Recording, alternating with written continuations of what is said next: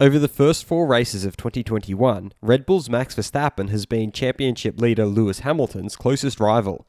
Hamilton currently has the upper hand in this rivalry with 3 wins to Max's 1. In all the races that Max has failed to win, one of the factors that went against him was the fact that he was alone in the fight against the Mercedes cars. This has given Mercedes the upper hand as Max's teammate Sergio Perez hasn't been able to provide the strategic backup Red Bull needs to negate Mercedes' aggressive strategy calls. After the same thing happened in Spain, Verstappen has now reflected on this predicament. I'm your host Dillon Shelley, and first up on Formula World, Max Verstappen Rues' lack of support. Max began by explaining why he isn't too disappointed with second place in Spain. I tried everything I could today and took the lead at turn 1, but from there we were just lacking a bit of pace to Mercedes. Of course we wanted to win, but I cannot feel too disappointed as I did everything I could out there and maximised the opportunities. He then suggested how a different strategy wouldn't have made much of a difference. Even if we had looked at another strategy and done a 2-stop and pitted before them, we wouldn't have made the time up as they were just faster than us. He then analysed Mercedes' strategy call.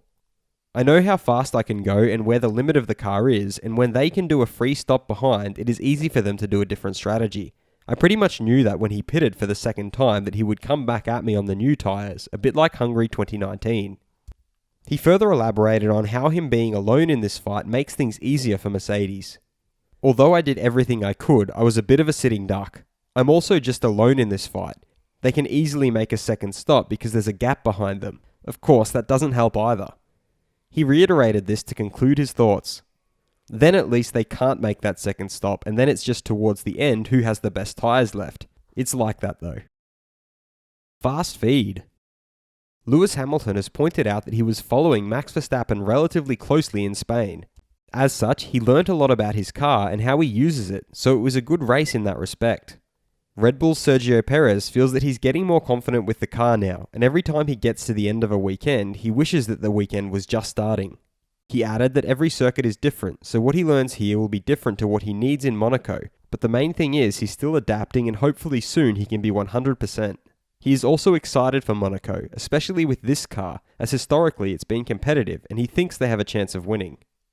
Red Bull team principal Christian Horner has stated that the full focus is on Monaco now and continuing work back at the factory to find more performance and catch up to Mercedes. Ferrari's Charles Leclerc is really happy after Spain because from the cockpit you can feel when you do a good job. His team principal Mattia Binotto feels that there's still a lot of work to do to get the Scuderia back to where it should be. However, he's pleased to see that the whole team, both at the track and Maranello, is clearly keen to improve. For McLaren's Daniel Ricciardo, Spain was the best weekend so far as a whole, and he felt like he got the maximum out of the car. AlphaTauri's Pierre Gasly is upset with himself for making the mistake on the grid where he failed to position his car correctly for the race start, which earned him a penalty. Aston Martin team principal Otmar Safnauer has pointed out that they frustratingly and narrowly failed to score points in Spain. His driver Sebastian Vettel has suggested that the new parts they had in Spain helped, and they need to keep taking steps forward each weekend. Haas driver Nikita Mazepin is under the impression that he had quite a clean race from his side in Spain, no big mistakes and pretty consistent driving.